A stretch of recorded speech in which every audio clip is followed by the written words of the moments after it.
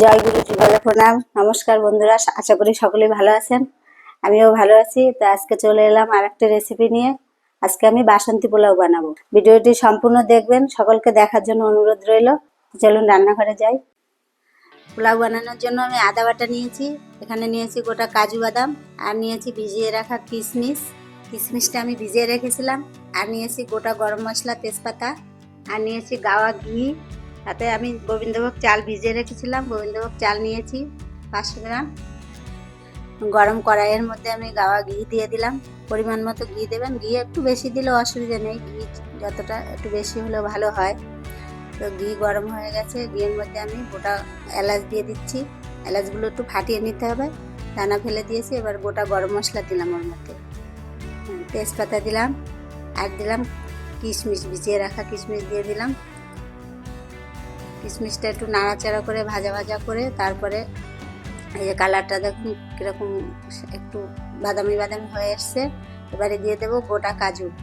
কাজু বাদামটা একটু কম ছিল তাই আমি কম দিলাম, আপনারা যতটা পরিমাণ মতো দেবেন, বেশি দিলেও অসুবিধা নেই, বেশি দিলেও ভালো হয়, যে যতটা দিতে পারে।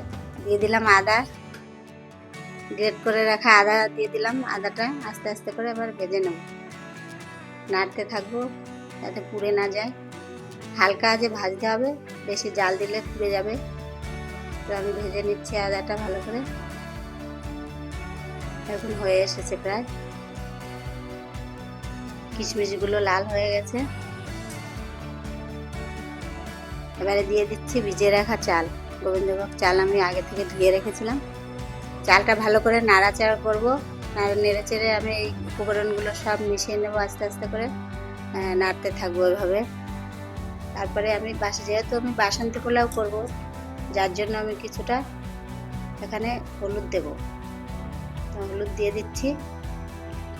হলুদটা সম্পূর্ণ চালের সঙ্গে আমি আস্তে আস্তে করে মিশিয়ে নেব। চালটা দিয়ে আমি নাড়তে থাকবো। হলুদ দিয়েছি, এবার হলুদটা সম্পূর্ণ চালের সঙ্গে মিশিয়ে নিতে হবে।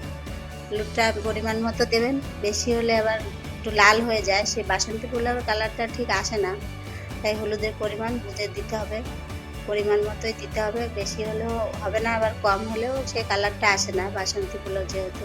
তো দিয়ে দিচ্ছি লবণ স্বাদ মতো, চিনি দিয়ে দেবো, দিয়ে ভালো করে নেড়ে চেড়ে দেবো।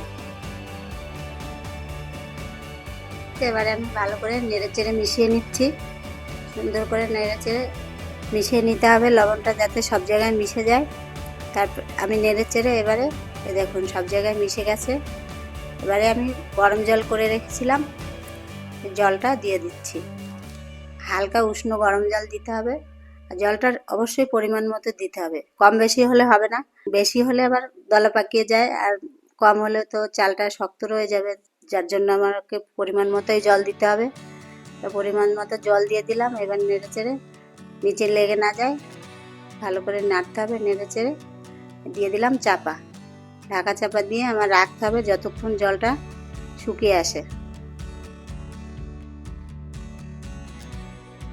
ফিরে এলাম 20 মিনিট পরে, ঢাকা খুলে দেখছি এবার কেমন হয়েছে।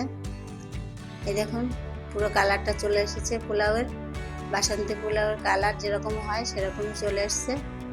এই দেখুন আর চালটাও ফুটে গেছে।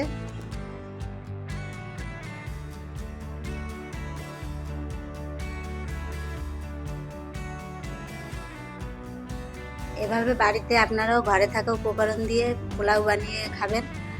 আর এরকম পোলাও বানাতে গেলে বিশেষ কিছু লাগে না, ঘরের জিনিস অল্প উপকরণেই হয়ে যায়।